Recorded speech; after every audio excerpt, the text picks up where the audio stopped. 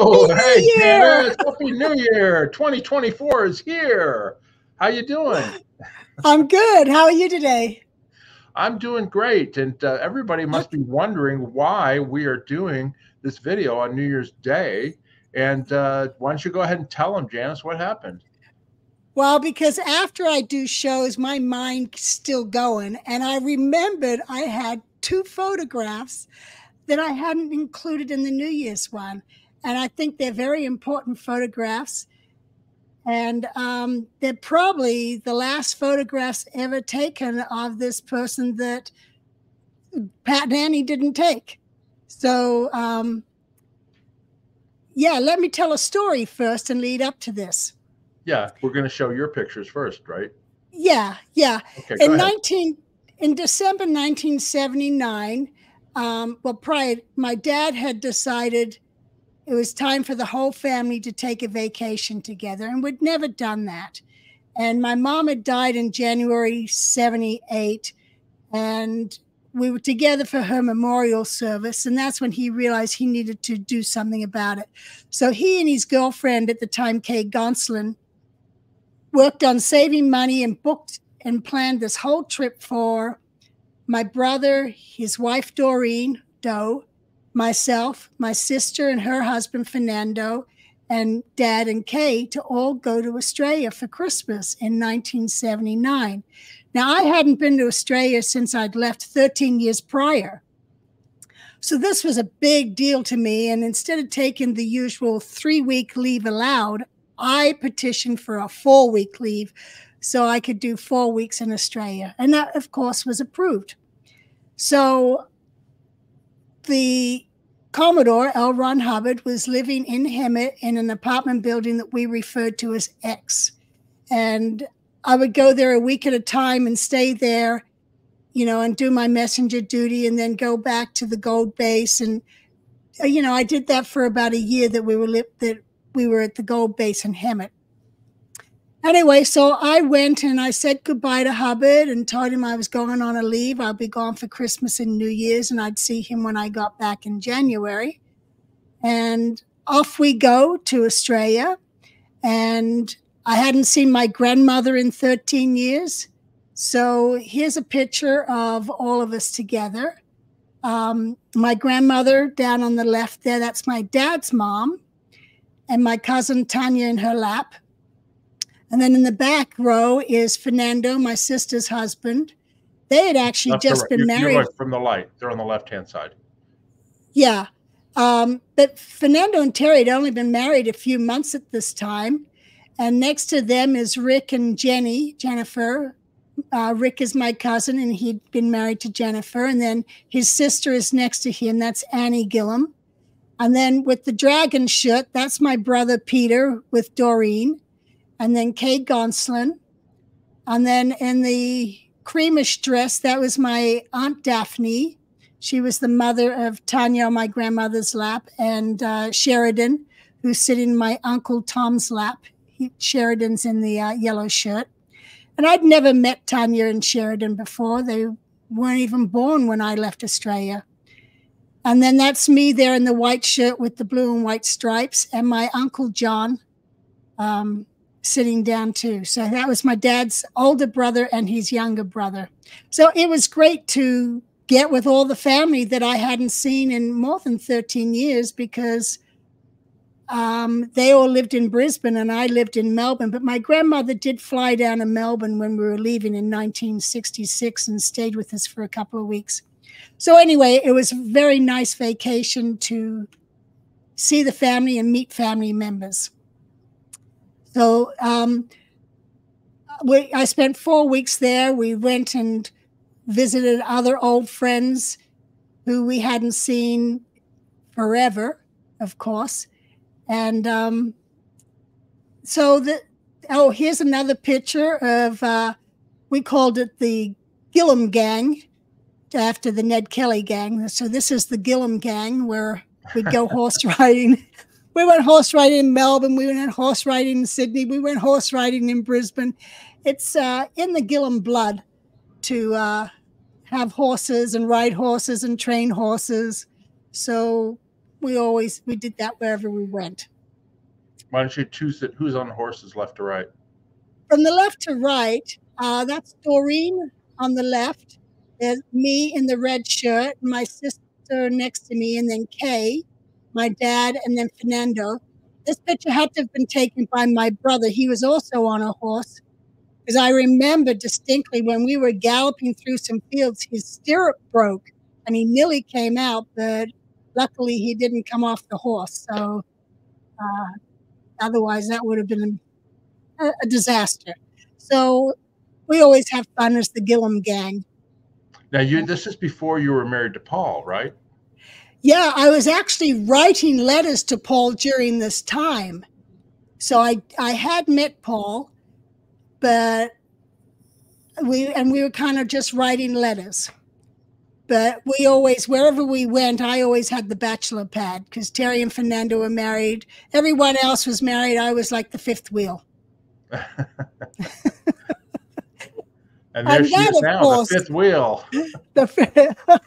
That's right. I had to put this one in because we went with a godfather. We went out and we went gold mining with him, and we later went to Lightning Ridge and went opal hunting with him. But here I am eating a Vegemite sandwich, which is so Australian that I had to include it. Yuck. You don't put it on like peanut butter. It's a thin spread, and lots of butter. Okay, that's funny. Yeah. So did you come back after that? But what did you want to show next? Yeah, well, then I come back to the U.S. after that, and I ended up being. I didn't go back to the base yet because all the CMO, the Commodore's messengers that were on management lines, were in Los Angeles, and they'd been there for a few weeks when I showed up. And they're like, no, you're not going back up to the base yet. We need you here, because I was working on staff pay, and I was also in charge of all the personnel executives internationally. So I stayed there, and Lois and Gail would go up every Friday and brief Hubbard on the international stats and the analysis and so forth that they had done. And then I never saw Hubbard again because he left. He ended up leaving with Pat and Annie. But what I do have in memory is Sanar Parman, who had been the LRH's cook. He had taken some photographs on New Year's, and I'd like to show those New Year's photographs. Okay. This is in Hemet, California, which is right next to Gillham Hot Springs. Go ahead. Right, right. And this is at the apartments that we referred to as X. Okay. And so here at the end of the table is Hubbard. And it's a long table with, a bunch of the messengers in training and other messengers. I know Doug Holmes was there. Gary Miyahara was there. Jay Okamoto was there. Annie was there. Kim and Mike Douglas were there. So this was them. Yeah, there you go. This was them having a New Year dinner. And David Mayo was also there at the time. So yeah, this is one of the, I don't know that there's any other public photo of him. This is New Year's 1980. And then he went into seclusion after this. And then never to be seen again. Never to be seen again. Yeah, right. Yeah. Correct. Yeah. Yeah, and then the next photo is where they set up like a gambling type theme, and it was Mike Douglas and Hubbard. Can you move to the picture? Yeah, there we are. They're dressed as croupiers. Anyway, these are just some photos that haven't been seen before that I felt that everyone deserved to get to see these. So they dressed up like this, and everybody sort of played gamble. That's obviously a roulette wheel or whatever, right? Right. Yeah. Yeah. So it was just fun. Yeah. So yeah, and like I just wanted to show it. And like you said, this was the last time that Hubbard was seen, photographed. Probably Annie probably took photographs when they were in hiding, but those photographs have never been seen or released. Right. Those are the last photographs that we know of Hubbard, when he then took off for the next 6 years until the day he died. He was gone and in hiding with Pat and Annie Broeker and Sarge. That was it, you know? Yeah. So anyway, I hope there's some people out there that get a kick out of these photos or whatever. Okay. And then the other thing we wanted to do is we wanted to remember some friends that we lost in the last couple of years.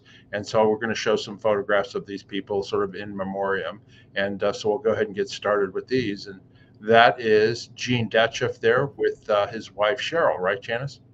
Yes. And Gene got into Scientology in Columbus, Ohio, right around the same time Paul did. And the two of them became friends. They were like 20 years old.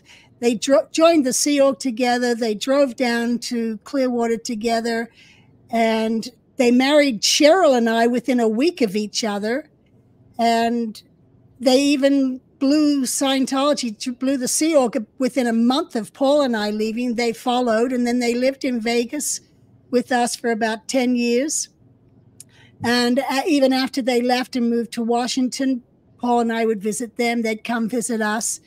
And now with Gene having passed in October of 2021, Cheryl and I are now travel buddies, and we went to Greece together. We did a 7-week road trip together down to Florida and up to Ohio. And then we recently did the cruise to Portugal, the Canaries, Morocco, and Spain. So we're building memories together, having fun traveling. Yep. Then this is John Fisher and myself. John Fisher, I'd lost track of him for a long time. He'd been one of the LRH PRs, and before that, he was the assistant guardian at Celebrity Center and had worked closely with my mother. And he was a good friend. And I lost track of him, and I tried to find him. I couldn't find him. I'd heard he'd been a cop somewhere in Arcadia or something, but I still couldn't find him. And then one day out of the blue, he emailed my sister and I. And we got back in touch. And then I got to see him in June of 2021. And then he died in September from COVID. Wow. So I did get to see him once, but we didn't have much time to catch up. So that was a big loss, having finally found him. And then he dies of COVID. Yep. So... And there's Fernando. Fernando is my brother-in-law for 41 years, married to my sister. And he had battled cancer for about 10 years. And it finally took him in February of 2021. He was a drummer, incredible drummer, and he did investments. And he was just an overall great guy and good to have in the family. And you saw him in those pictures from 1979. Right. And he and my sister had just gotten married then. Right. And then John Fisher, that's when we saw John Fisher last, because he came and he was friends with Fernando, and he was at the remembrance service we had in June of 2021, right? That's right. That's right. And that's how I hooked back up with John. And it was just a coincidence. He emailed us, but yeah, he came and went to Fernando's memorial service. So that was nice. And then there's Fernando with you and Terry and Tom. Yep, Tom Provenzano. Yeah. Me and Terry, his wife, and Fernando. Yes. Okay. Yeah. And then in 2019, Paul and I did a trip with some close friends and went to Italy. And this is Charlotte. Charlotte I'd known since I was 12 years old. And she'd been the Commodore steward on the ship. And she'd remained in Scientology, though I had left and so forth. And then she ends up moving to Las Vegas. And in around 2017, we reconnected and would often go and hang out and see each other, go to each other's places, parties and things like that. And so here's a trip where we went to the Roman Colosseum, and it was funny. We all had headphones on, and we were going to do a tour, and it hadn't started yet. And we were part of a tour group, and we're at the Colosseum, and we start talking about slaves. And we didn't know our mics were live, and that everybody else on the tour could hear me saying, "Oh, well, my parents turned me over as a slave when I was 12 years old. They volunteered me." And Charlotte's going, "Well, when I was 16, I volunteered myself to be a slave." Oh my gosh. And we're just going back and forth like this, and people start looking at us, at which point we realize we are live, and they're laughing with us. But it was just funny for us to be doing this. And then when we're down in Pompeii, our escort lady who's driving us around, she starts asking us how we met. And I'm like, "Well, I've known Charlotte since I was 12. And Charlotte's like, "Well, I was 16. And the lady's, "Well, that's an awful odd age difference to become such good friends." And so I start to go into, "Oh, well." And Bob is like, "Oh my God, they're going into the Scientology subject. Got to cut this off right here." So he jumps in and, "Oh, look over here, look over here." He just starts trying to change the subject. He's so embarrassed by Charlotte and I going on about our slavery history. Now, what was her last name? People may know her. What was her name? Her maiden name was Isaac, Charlotte Isaac. She was Scottish. And her married name, she married Bob Metzler, so it was Charlotte Metzler. And they were wealthy public and lived in Clearwater for many years. And then they had homes in New York, Chicago, Las Vegas, all sorts of different places. They were rolling in the big bucks. And Charlotte she did all the way up to OT7. And then she died of cancer, right? Yeah, she died of a brain tumor, and she died when she got ill. Paul and I would go visit her every 2 weeks. And then he went into hospital, and 4 days later she passed away. And she passed away 27 days before Paul did. She 3rd of December, and Paul was 30 December. Right. Okay. But lovely lady. And there's Paul. That was also taken when we were in Italy. We had so much fun. I've put on my Facebook page if anyone wants to see it. We did some dancing, the tourist dancing when we were in Italy. And so there was Paul, Charlotte, and I dancing around to Italian music. And I just posted those on my Facebook page as fun things that we did. Right. And then Paul passed away just 2 years ago, right? 2 years ago, December 30th? Yes. He was in hospital a month beforehand, but he died of COVID as well. Right. John Fisher and Paul both died of COVID. That's right. Yeah. Okay. And then that's my dad. My dad, he passed away at 93 years old in December of 2020. He was the developer of Natural Calm, and the company Natural Vitality. He'd been in Scientology for over 60 years when we got him out. Well, he was still a Scientologist when he passed away, but he was not part of the official Church of Scientology group. He had seen their ways and had issues with what they were doing. So, and he'd been ripped off by his Scientology executives for millions and millions and millions of dollars. But anyway, he died. At least he had his kids with him.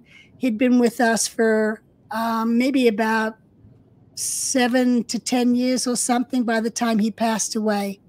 So that was good. He had a good end of life, enjoying the family and having us around.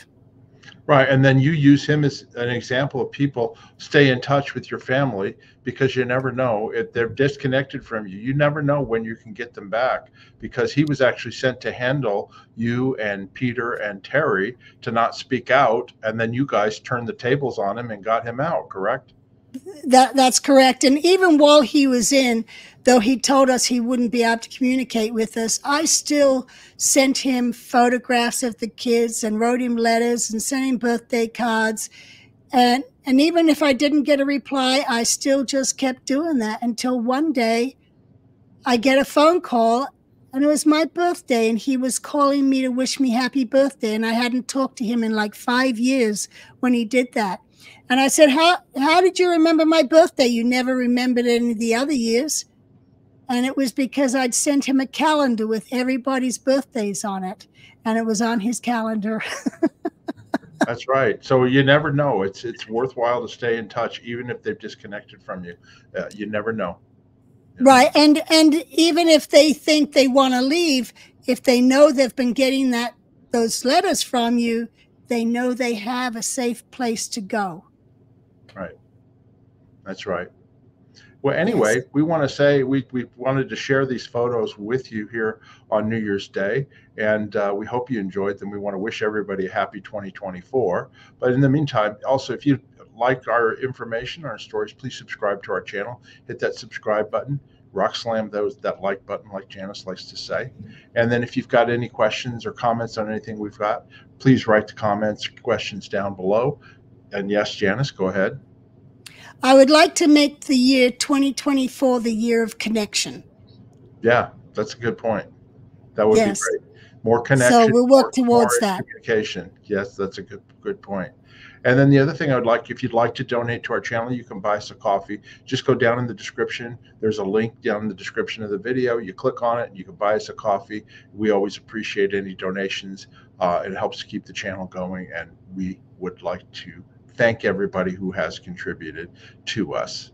Anyway, Janis, is there anything else you'd like to mention before we end off with the year of connection, 2024? That's what we want. That's right. That's right. Just keep connecting. Good luck.